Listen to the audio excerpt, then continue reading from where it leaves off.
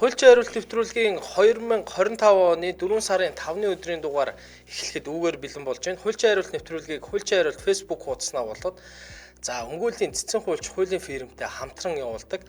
За өнөөдрийн энэ дугаар бол бичигдэж байгаа. За тэгээд жочны цаг гэсэн хэлбэрээр ингээд та бүхэнд хүрэгдэж байгаа. За ингээд манай өнөөдрийн нэвтрүүлгийн жочин хойморт маань за Японы нэг томоохон бизнес эрхлэгч бас оролцохоор ирсэн байгаа тийм ээ. За тэгэхээр бүгдэнд нь энэ өдрийн мэндийг хүргэе. Конничева. За ингээд манай өнөөдрийн нэвтрүүлгийн жочин хойморт одоо Iguchi Hakuhiro. Right? Akihiro. Окей.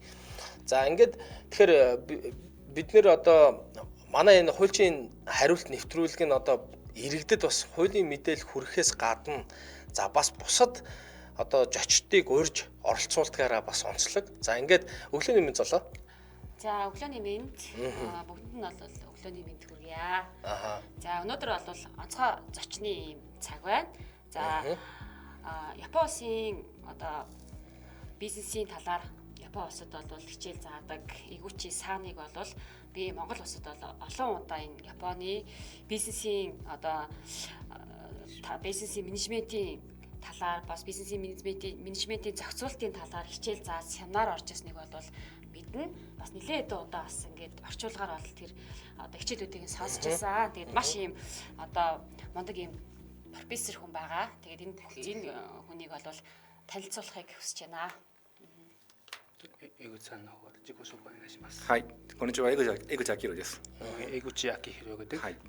日本で EBA ビジネススクールの経営をしているものです。Японд EBA гэдэг бизнесийн сургуулийг ажиллаулдаг. はい。日本では中小企業診断士という国家資格があります。Японд жижиг дунд үйлдвэрийн шинжээч гэдэг тусгай тийм цол байдаг. これは日本の中小企業の経営をサポートするための国家資格です。Энэ бол Японы жижиг дунд үйлдвэрлэлийн менежментийг дэмжихэд зориулсан тусгай тийм цол зэрэг байгаа. 私はこの資格を使った中小企業支援とまたビジネススクールではこの資格を取得するための生徒のサポートをしています。Тэгээд би энэ жижиг дунд үйлдвэрийн шинжээч гэдэг ажлыг хийнгээ бас энэ өөрийнхөө сургуулиар дамжуулаад жижиг дунд үйлдвэрийн шинжээч бэлтгэх ажлыг бас хийдэг. 現在はこの国に行って時々ですね、今年3回ぐらいしか来てませんが、日本と、モンゴルの中小企業ですねの日本企業とのコネクションだとか、これところをサポートしています。Одоогор бол Монголд тийм олон биш. Гэхдээ жилдээ 3 удаа бол ирчээд байгаа. Тэгээд Монголын жижиг дунд үйлдвэрүүдийг одоо Японы жижиг дунд үйлдвэрлэлийн жижиг дунд компанитай одоо холбоо тогтоох зэрэг ажил тусалт дэмжиж үзүүлье гэж бодож ажиллаж байгаа. 今日はよろしくお願いします。Өнөөдөр таатай байна. За баярлалаа. Жижиг дунд үйлдвэрлэлийн шинжээч гэдэг ер нь бол ийм мэрэгчлээ юм ба шүү дээ, тий? ありがとうございます。中小企業診断士ということですね。はい、そうです。За тэгэхээр ер нь бол Японы дийлэнх одоо бизнес эрхлэгчдийн одоо бараг 70% жижиг дунд үйлдвэрээс бүрддэг гэж ер нь бол тийм мэдээлэл би бол ингээ уншижсэн юм байна. Тэгэхээр жижиг дунд үйлдвэрлэлийг төрөөс ер нь хэрхэн дэмждэг вэ? Төртөө хэрхэн уялдаа холбоотой харилцаатай ажилдаг вэ? Одоо жижиг дунд үйлдвэрлэлийн эрх зүйн орчин Японд хэр байдаг вэ? Бас ингээд Монголдо харьцуулсан судалгаа хийж үзсэн үү?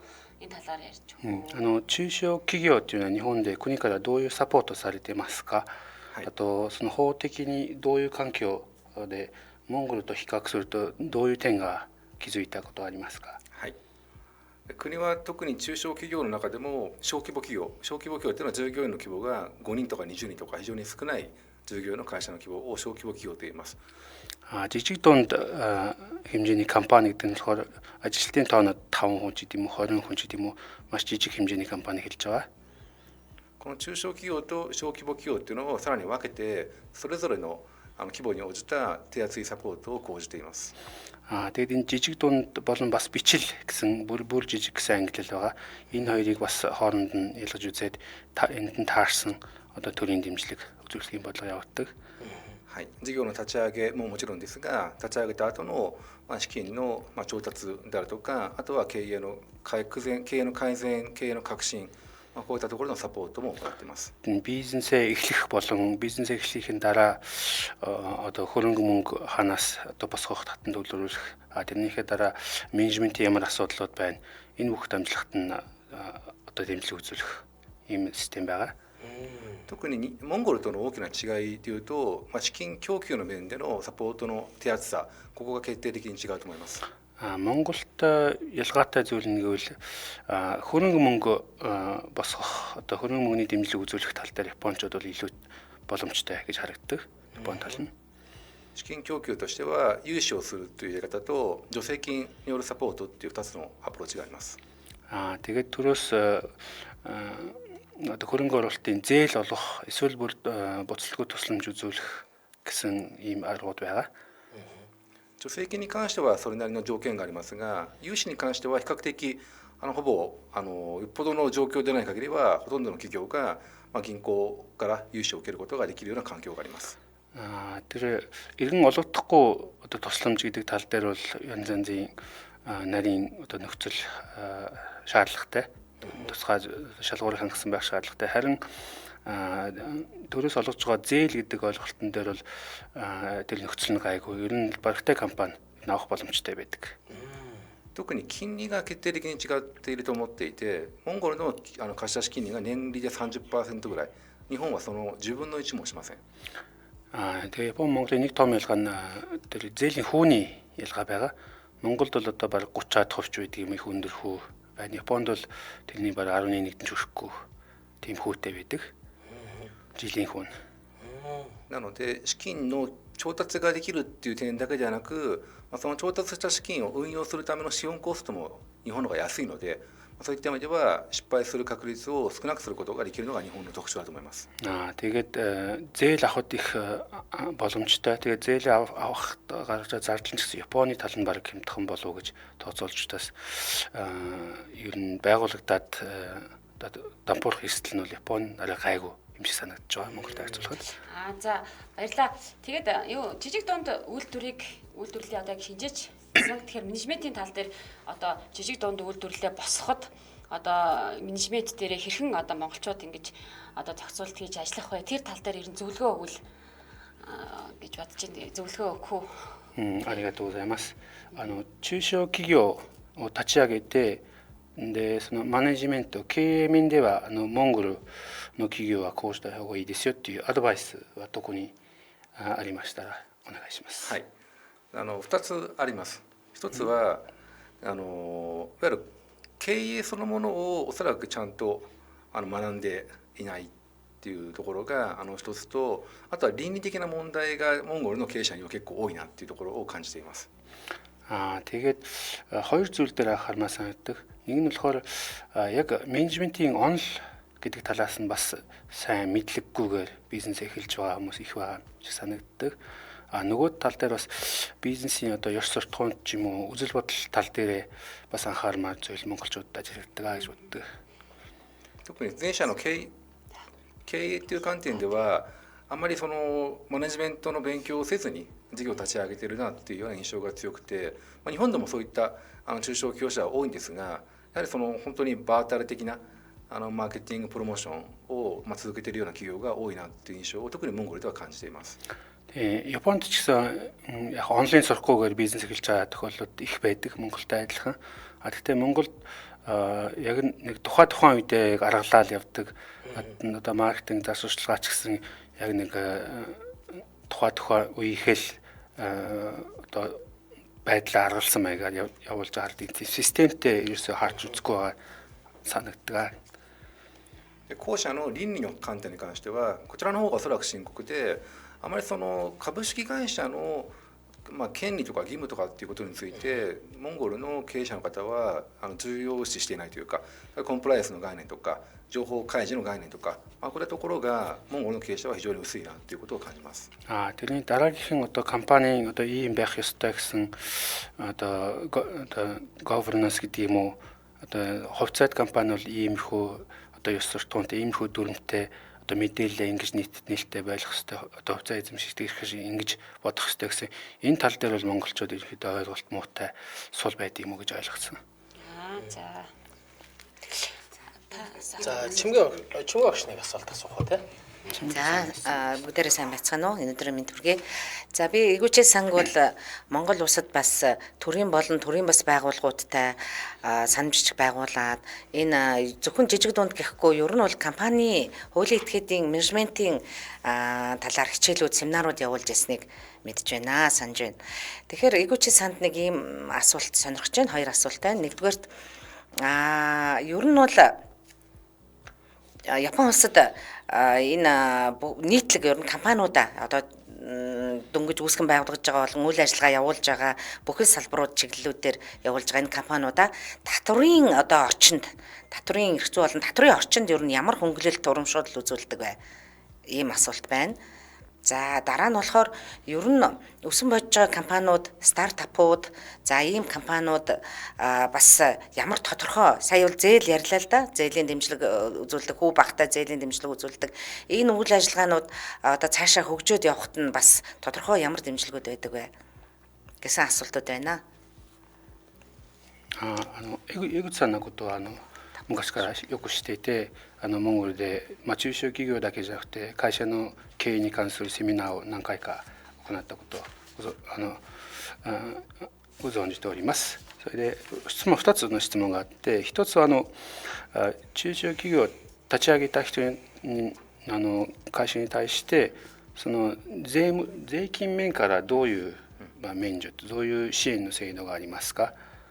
一つの質問で、もう一つの方は国からの融資で利息がもちろんありますが、その融資と利息に関して今融資に関するどういう制度が詳しく言えますかっていう2つの質問ですね。ありがとうございます。まず1つ目の税金に関しての優遇措置があります。特に先ほども紹介させてもらった小規模企業向けの融資中小企業と小規模企業向けの税金というのが日本では資本金が1億円までの会社を中小法人と言います。一旦切った方がいいかな。でこの1億円までの資本金については所得に対する税率がそれよりも非常に安くなっているので、具体的には所得税率が所得金額800万円までが 15% の税率なんですね。通常は 23% ぐらい取られるので、そういったところでの所得税に対するディスカウントを今講じてますね。Нэгдүгээр асуултын тухайд Японд татврын орчинд ямар хөө хөнгөлчлөлт одоо шинээр байгуулж байгаа жижиг компани байд юм ихээр Японы одоо жижиг хэмжээний компани 4-ийн сан 100 сая йенээс доошо манайхаар болохоор 2.5 тэрбум. 2.5 тэрбум дотор компанид бол энэ нь бол орлогын дотор Японд 23% орчим байдаг нь энэ нэг 15 орчим хувь болгож бууруулсан байдаг. あとその交際費を損金に参入できるということで、年間800万円までの交際費、接待費とか、こういったものを全部費用にすることができるといった措置もあります。Түүнээс гадна одоо удирдлагын зардал байгаа. Энэ нь болохоор одоо манайхаар бол одоо гадуур явж одоо хүн амьтан урих, дайлах тийм үү. Иймэрхүү жижиг зардлуудыг одоо 80 сая йен хүртэлх зардлыг бол одоо татвар ногдохоос чөлөөлөгдөх зардалд оруулж өгсөн ийм зардал байгаа. 私はモンゴルの会社も何件か見ましたが、日本と比べると、税務に対するいわゆる認める方が厳しいので、その点においても日本の方が損金に計上する項目は比較的モンゴルよりは緩いと思います。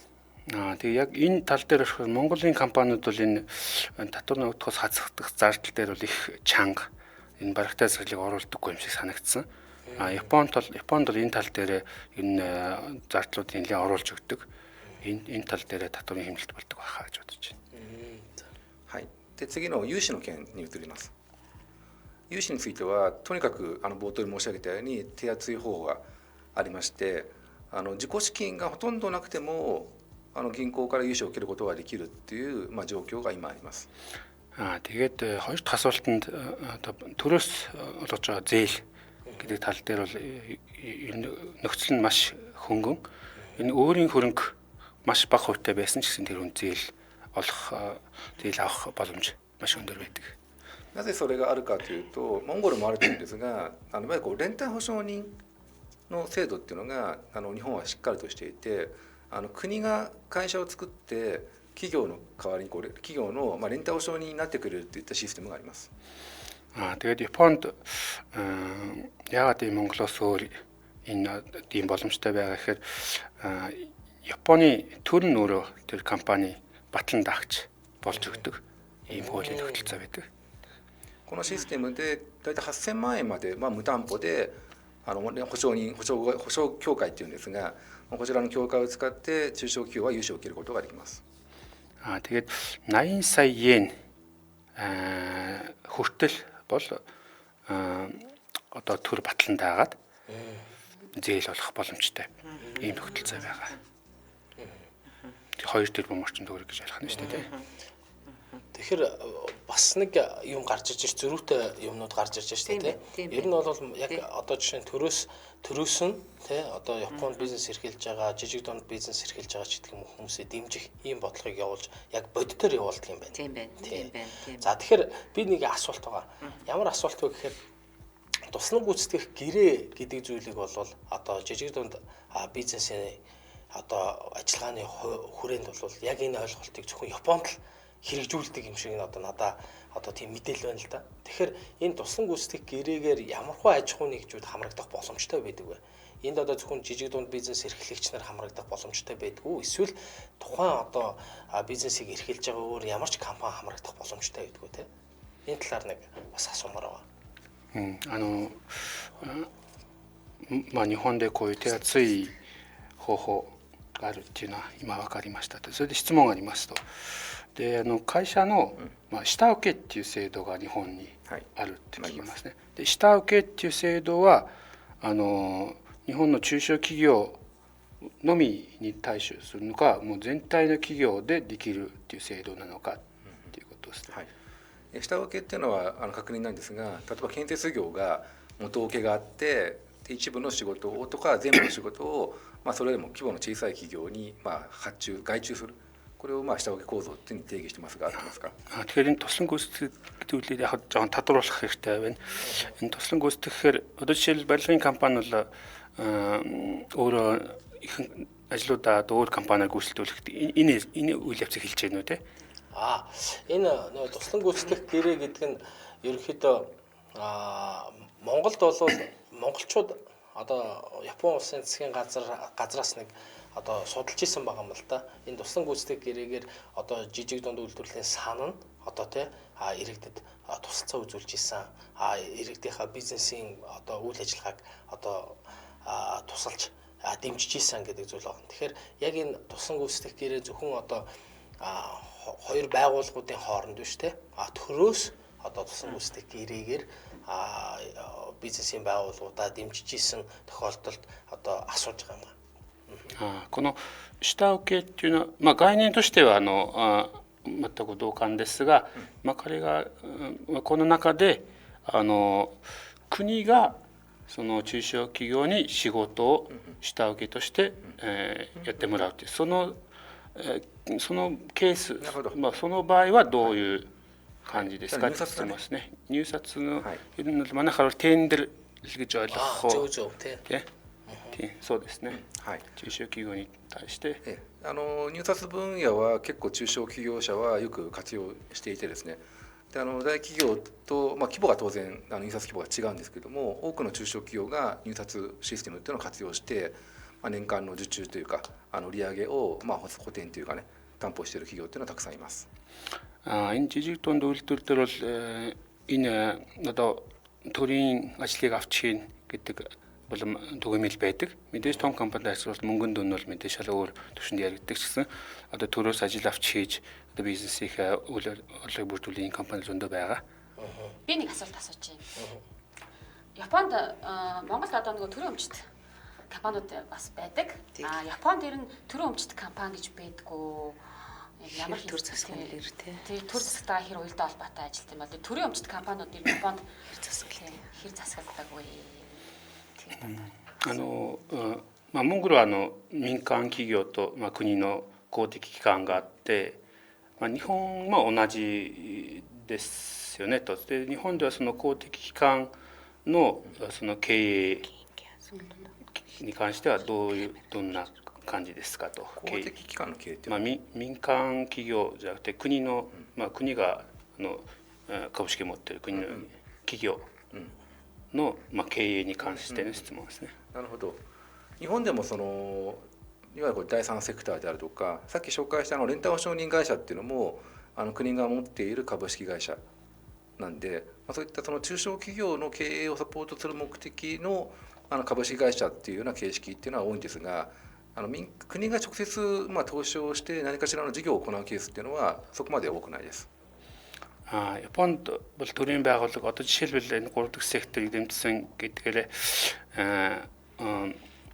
одоо жижиг дунд компани зээл авахд зээлийн батлан даалтыг хийж өгж байгаа байгууллага бол төрийн өмчт компани байгаа. Тэрнээс биш төр өөрөө ямар нэгэн байдлаар хөрөнгө оруулалт хийгээд өөрөө бизнес хийнэ гэсэн ойлголт бол ер нь их байдаггүй. Тэгээ энэ их ялгаатай ойлголт байна тий. За би нэг асуулт асууж байгаа. Би зүгээр ингээд сонирхолтой асуулт асуусан. За Япон улсад одоо сүүлийн үеийн байгуулагдж байгаа одоо стартапууд болон бусад одоо хөгжиж байгаа энэ компаниуд мэдээж бүхэл салбараар олон салбараар байгаа. Япон улсыг бас энэ технологи, инновацийн чиглэл рүүгээ илүү одоо тэргүүлэх улсуудын нэг гэдгийг бас бид нэр бас мэдж байгаа. Тэгэхээр одоогийн цагт энэ үед ер нь энэ AI те энэ хэмэл оюун ухаан болон технологийн талын компаниуд төлхөө хөгжөөд байна уу? Энэ чиглэл рүүгээ бас төрн хэр дэмжлэгтэй байдаг вэ? Мөн энэ технологи AI-ийн чиглэлийн компаниуд нь бусад одоо салбаруудтай болон бусад олон улстай харилцаагаа бол хэрхэн бас хөгжүүлэхэд нь төрн нь бас дэмжлэг болж ажилладаг вэ? Энэ талаар зүгээр сонирхож асууж байгаа. 面白いなと思って質問させていただきたいと思いますが、日本は技術先進国だから、スタートアップに関してもいろんな技術的な技術活用したスタートアップがあると思います。その中で AI とか人工知能に関しては国から特別にそういうサポートがどんなものありますかと、他の海外の企業と連携とかコミュニケーション等には国から支援したりすることはありますか？特別その AI 分野に特別な予算を設けてやってるっていうような動きがあるわけではないんですが、ただその経営改善をするために IT を活用していく、例えばそれによって先端技術を活用した設備投資をしていくとか、そういった企業に対する補助とかっていうところには力を入れてるんですが、あとAI 分野の事業化を増やしていこうよっていうような特別な予算とかっていうのを設けてるとかっていうのはないですね。Японд бол энэ AI одоо хэмэл оюун ухааны чиглэлээр үүсэж байгаа компаниуд дэмжихээр тусдаа одоо тийм төсөв гаргаад явсан тийм бол байхгүй. Гэхдээ ерөнхийдөө мэдээллийн технологиг ашиглаж одоо менежментийн үйл ажиллагаа сайжруулах ч юм уу, мэдээллийн технологитой холбоотой тоног төхөөрөмжийн хөрөнгө оруулалт хийх дээр одоо хөнгөлөлт чөлөөлт гэсэн тиймэрхүү дэмжлэгүүд бол байдаг. За би нэг асуулт асууя. Сонирхолтой асуулт байхаа гэж бодож байна. Ер нь бизнесийн шинжээч гэж байгаа. Тэгэхээр Монгол улсад ер нь нөгөө ямар төрлийн одоо таны харж байгаа ямар төрлийн бизнесийг эрхлэвэл ер нь ингээд илүү одоо хөгжөөд явах боломжтой одоо манай Монгол улсын онцлогт тааруулсан одоо түлхүү эрхлэх боломжтой бизнес нь одоо Япон улсад өөр байлаа гэж бодъё. Тэгэхэд манай Монголд ер нь ямар аль салбарын бизнес нь түлхүү хөгжих юм боломжтой юм шиг харагдаж байгаа вэ? 今中小企業診断士ということで質問したいと思いますが、日本とモンゴルは違ってモンゴルでは特にどの分野で起業すれば将来性があると感じられますか？はい、これは私の個人的な見解なんですが、今特にモンゴルってその建設の需要とかっていうのが私がここに来るようになってから10年ぐらい前と比べると非常に増えてるなっていうふうに見ていて、そうすると建築に関係するさまざまな内装とかデザインとか、あと家具だとかこういったものの需要もおそらく増えてると思うんですね。Энэ болохоор миний дөр хуваараа ажигласан нэг бодол байгаа. Энэ сүүлийн ер нь 10-аад жилд бол Монголд их олон байшин баригдаж, барилгын салбар идэвхтэй хөгжиж байгаа харагдаж байна. Тэгэхээр энэ жижиг дунд үйлдвэрлэл шинээр бизнес эхэлж байгаа улсууд бол одоо энэ өссөн нэмэгдэж байгаа зах зээлтэй холбоотойгоор одоо дотор засалч юм уу, тавилгач юм уу, энэ барилгын салбартай холбоотой энэ барилга байшин босч одоо холбоотой бизнес эхлүүл энэ тал дээр эрэлт ер нь нэлээд их байгаа болов уу гэж анзаарэгдэж байна. なのでいいですか、国内に関してはそういった需要があるので、日本の企業の技術とかっていうところとのコラボレーションがビジネスチャンスになるっていうのがまず1点。あと本質的にはモンゴルっていう国は私はヨーロッパとかに輸出できるようなポテンシャルを持っているので、国内での加工をしたものを海外に出していくような事業をこれからは私は応援していきたいなというのを思っています。Тэгээд яг дотоодын зах зээлийн хувьд бол сая юм бодол орж ирсэн. Гэхдээ яг Монгол гэдэг улс бол өөрөө ер нь Европ ч юм уу гадаадын зах зээл рүү экспортод гарах боломжтой бүтээгдэхүүнээ өөрсдөө дотооддоо үйлдвэрлээд гарах энэ тал дээр ер нь Apple илүү ирээдүйтэй гэж бодож, энэ талаар нь ер нь бий туслан хэмжээ үзүүлэх гэсэн бодол байгаа. モンゴルってスーパーフードが多いじゃないですか。でそれって日本とかでも結構高く売られてるんだけど、モンゴルの人ってあんまり価値感じてないみたいなんですが、今健康とかヘルス分野っていうのは非常に日本でも関心が高いし、中国でもそうですよね。こういったものをプロダクトオブジャパンとかで加工して、中国とかヨーロッパとかに輸出する機会が十分になるっていうのを思ってます。Тэгээд сая нэг юм архитуулсан. Сая барилгын салбар дээр бол яг Японтай хамтарч юм Японы техник технологиг нэвтрүүлээд Япон бас илүү үр дүнтэй байх магадaltaй гэж харагдаж байсан. Хоёр дахь асуултан дээр Монголд хоёр дахь нь Монголд нэг супер фуд гэд эрүүл мэндэд сайн бүтээгдэхүүн бол нэлээд байгаа. Энэ дотор одоо монголчууд өөрсдөө ч нэг анзаараагүй, ойшоохгүй, нэг тооддоггүй мөртлөө гадаад очихоор маш их үнцэнтэй ийм бүтээгдэхүүнүүд бас байгаа гэж харагддаг. Энэ тал дээр ажиллаад энэ Японы болон нийтдээ зах зээл, том зах зээл руу гарах боломжтой гэж харагдаж байгаа. За надад нэг асуулт байгаа. Юу гэхээр Монголын жижиг дунд бизнес үйлдвэрлэгч нар бас энэ нэвтрүүлгийг маань бас ингээд сонсоод үзэж байгаа бах тийм ээ. Тэгэхээр энэ хүмүүс хэрвээ Япон руу аливаа нэгэн тийм бараа бүтээгдэхүүн экспортлохоор болох юм бол ерөнхийдөө хамгийн түрүүнд юуг анхаарах хэрэгтэй вэ? Японд одоо бизнес экспортлоод бараагаа зарах гэдэг шүү дээ тийм ээ. Тэгээд тэрэнд юуг анхаарах вэ? 今この番組はモンゴルの中小企業の経営者たちも聞いてると思いますが、そういった人たちがモンゴルで作って自分の製品を日本に輸出したいといった場合は真っ先に何を一番メインに注意して考えなきゃならないですか？もちろんマーケティングなので、そもそもまず割と同じような質問ってモンゴルの経営者の方から聞かれます。だけど多分需要があるかどうかっていう視点がまず最初にないので、日本の市場を多分よく知らない、ご存知でないので、日本で求められている商品と価格帯をまず知らなかったらいけないかなっていうのと思います。あとモンゴルって海がないので物流コストが高いんですね。なので輸出をする際に今関税はかかんないんですが、輸出する際の物流コストをペイできるような商品かどうかっていうところも検討する必要があると思います。Тийм өмнөөс адилхан төстэй асуулт бас нэлээд надад ирж ирсэн.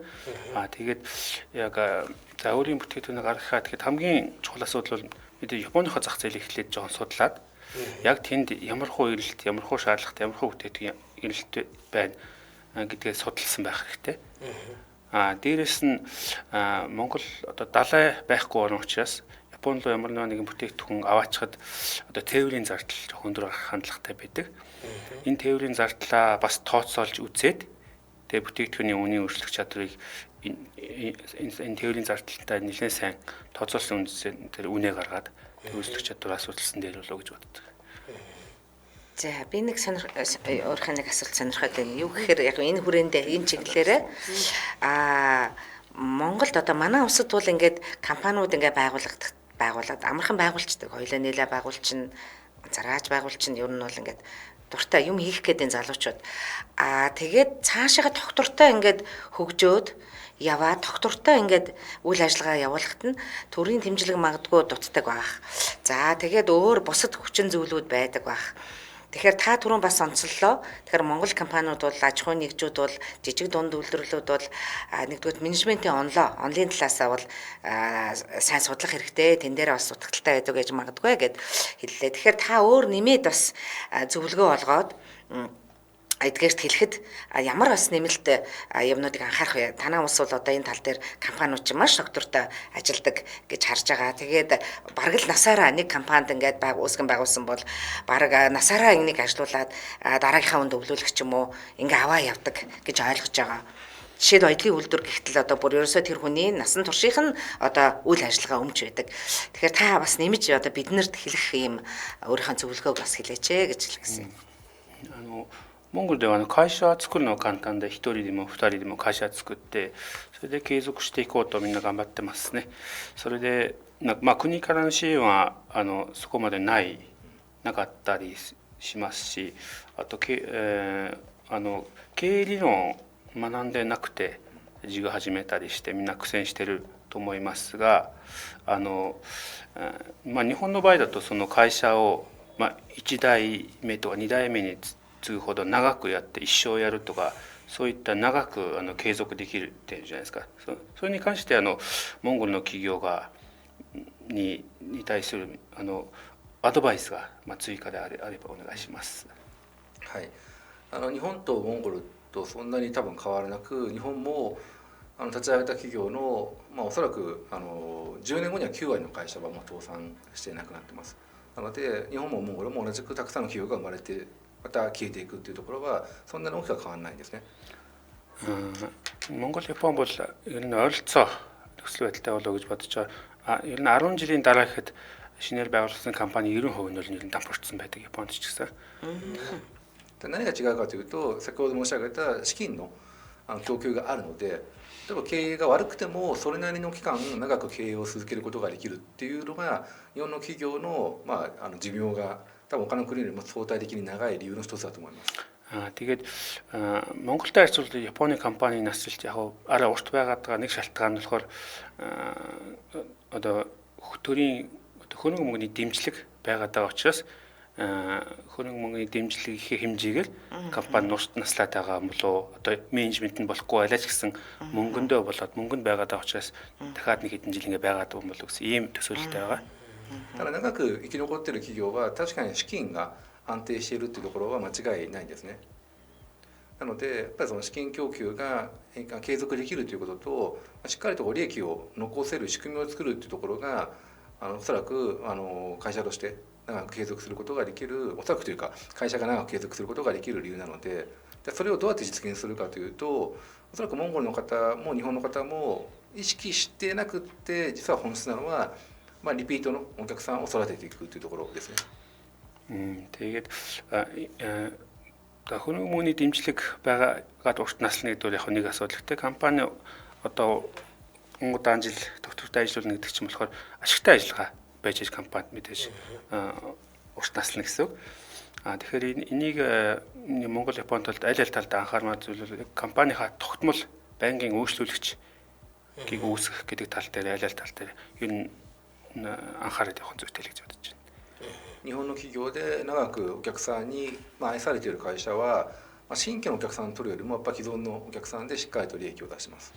Японы компанид бол олон жил одоо хэрэглэгчийн хайр хүндэлтийг хүлээгээд явж байгаа компани гэдэг болохоор шинэ үйлчлэгчтэй болохоос илүүгээр хуучин үйлчлэгчдийнхээ сэтгэл ханамжийг илүү бодож ажилладаг.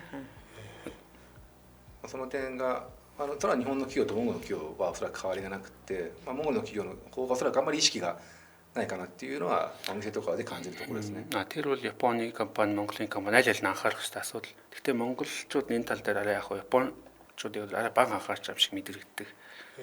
Үйлчлүүлэгчээ одоо доктортой байх тал дээр их анхаарах нь шүү дээ. Тэтгэлийн үлээх тийм ээ. Тийм байна. お客さんが安定してお客さんのまま残ってくる。はい。なので新規のお客さんを取るのは取り続けるのは大変なので。なので既存のお客さんにもう一回来てもらう方が新しいお客さん取るよりはコストが低いんですよ。Тэгээ шинээр одоо ямар нэгэн үйлчлэгээний газар байлаа. Шинээр үйлчлүүлэгч олох, одоо шинэ үйлчлүүлэгч нэмэх, хуучин үйлчлүүлэгчтэй дахиж одоо репитер, давтан үйлчлүүлэгч болох.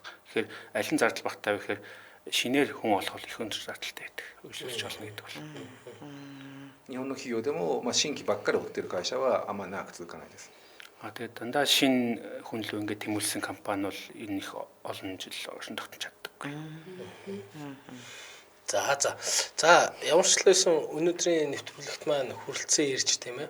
За бас нэг тодорхой багахан минутанд ч гэсэн тийм манай Монгол улсын иргэдэд энэ MJ-лэрээд 88.3-ыг сонсож байгаа нийт сонсогч үзэгчд нарт бол тийм Японд одоо ямар бизнес эрхэлвэл за мөн Японд бизнес эрхлэхэд жижиг дунд үйлдвэрлэхэд ямар байдаг талаар за мөн одоо бизнесийн одоо гарц гаргаж байгаа хүмүүст одоо тий сонсоход бас их өгөөчтэй нэвтрүүлэг болсон байх гэж бодож байна. Тэгээд ингээд өнөөдрийн нэвтрүүлэгт хүрэлцэн бидний одоо урилгыг хүлээн авч хүрэлцэн ирсэн.